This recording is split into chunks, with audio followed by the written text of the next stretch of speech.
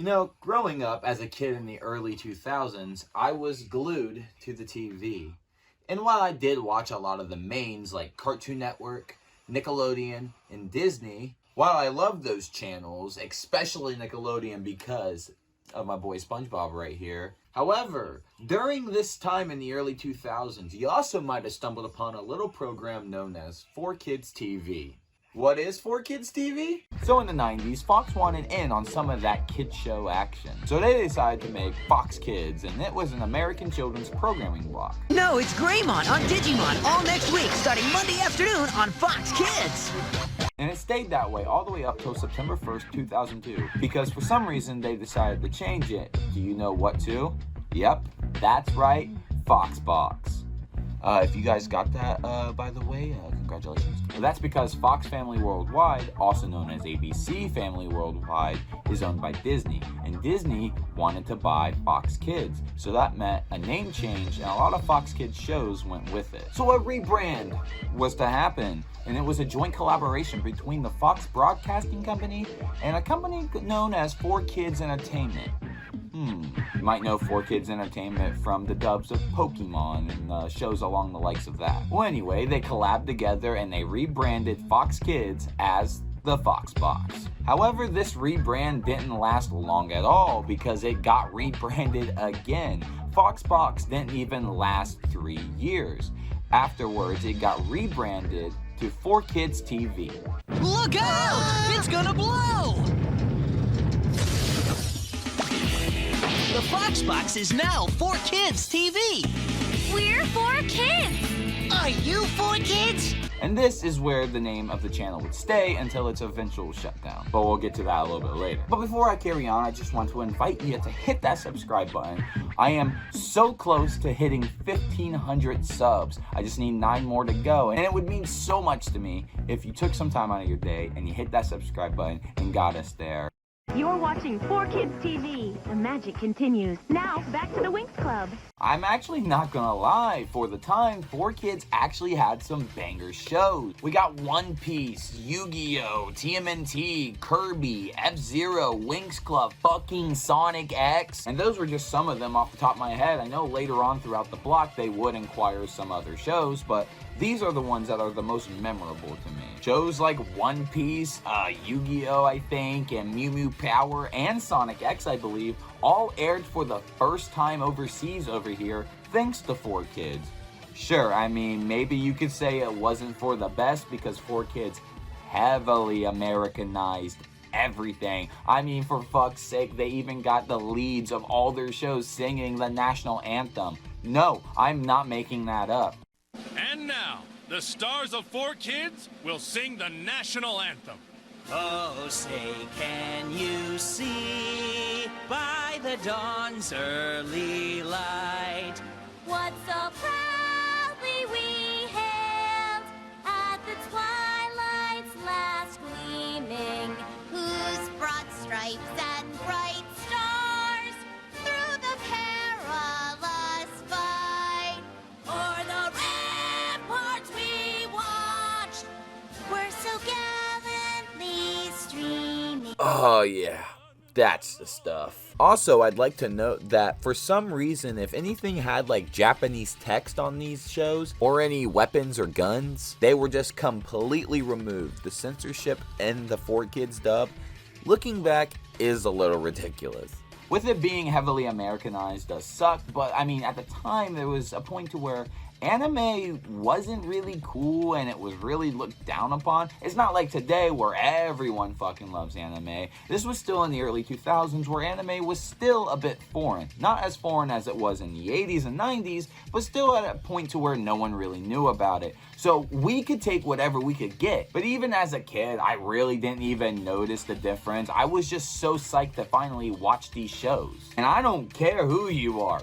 That One Piece rap is still God tier. Yo! Don't give it up, Luffy. Don't give it up, Zolo. Don't give it up, Nami.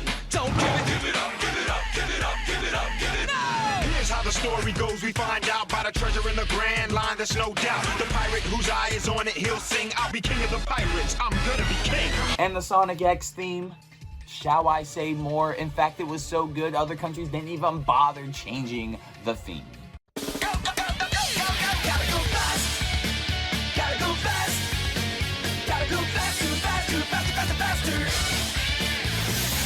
Moving at speed of sound, quickest hedgehog around. Got ourselves a situation, stuck in a new location without any. But when it comes to the dubbing, I mean, they were okay, you know, for the time. You know, looking back, it did the job. You know, definitely Funimation came in and grabbed up some of these shows and then redubbed them, and they're much better.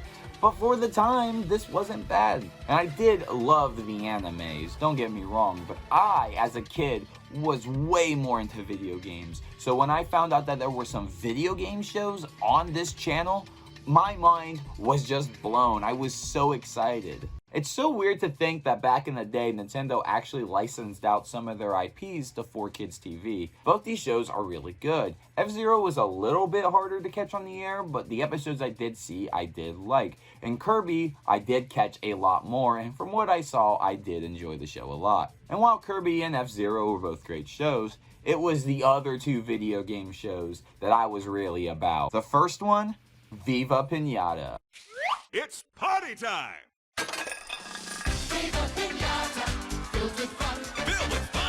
Viva Pinata was one of my favorite games growing up. There was just something so appealing about it. And I also loved the second game that came out, Trouble in Paradise. So when I found out that there was a TV show, I was very curious and I was very pleasantly surprised. The theme song is one of the most memorable parts of the show for me. I mean, even nowadays I catch myself going, Viva Pinata, filled with fun. And not to mention it was also really well animated for the time. I mean, this was early CGI, early 2000 CGI to put it more accurately. So the fact that this looks really good does surprise me a little bit, and it holds up. It's no secret, I'm a huge Sonic fan. Ever since I was a kid, I have always been a fan of Sonic, and I have been a collector of the franchise since I was little. I mean, every single video of mine has my collection right behind me. It's right there, you know, and I've showed it off in other videos before. But I really loved Sonic X growing up. Maybe it was because I was a kid, so I really didn't understand all the voice acting problems and stuff like that, or the story problems. I was just so blown away that Sonic had a TV show on the air. As a kid, I didn't even know about the other animated shows, Sonic Underground, Sonic Saturn, and The Adventures of Sonic the Hedgehog. To me, Sonic X was the only Sonic cartoon that there was. The theme song, Gotta Go Fast, is the most popular thing about this show. You'll find people constantly referencing it and memeing on it. And for good reason. The Sonic X theme song is fire. Wait, yeah, no, already played the theme song once. People who haven't even seen Sonic X know the theme song. And I think it's one of those occasions to where I can definitely say that the theme song outlived the show. Now, watching this show nowadays, it's a bit rough.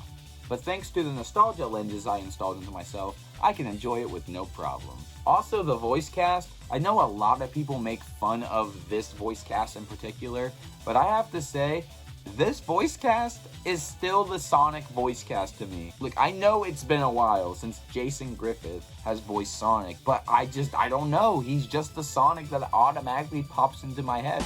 Not if I can help it. Might have something to do with the fact that Sonic Unleashed is my favorite game. Might have something to do with the fact that that's the voice cast I grew up on. I don't know. I'd love to make a Sonic X video in the future. I just have so much nostalgia for the show. So maybe I'll save more of my thoughts for then and kind of just end it right here. However, I did want to add that one time I walked into a Hollywood video with my mom and I found a copy of Sonic X on DVD. I can't really remember what DVD it was, but I put a picture up just for reference anyway.